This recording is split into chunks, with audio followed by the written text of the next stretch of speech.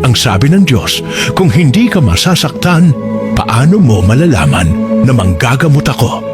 Kung hindi ka malungkot, paano mo malalaman na kaibigan mo ako? Kung hindi ka nawalan, paano mo malalaman na handa akong magpuno sa lahat?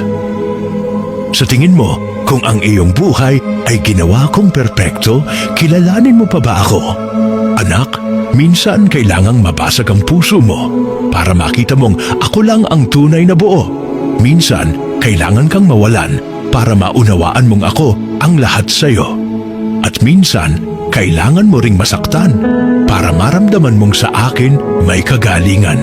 Hindi dahil gusto kong magdusa ka, kundi dahil gusto kong lumalim ang tiwala mo sa akin. Ang hindi mo nauunawaan ngayon, balang araw magiging patotoo ng katapatan ko sa buhay mo. Ang mga pagtitiis sa kasalukuyan ay hindi maihahambing sa kaluwalhatiang ihahayag sa atin. Sa bawat luha may layunin, sa bawat kawalan may kapalit, at sa bawat paghihirap may Diyos na hindi sumusuko sa iyo.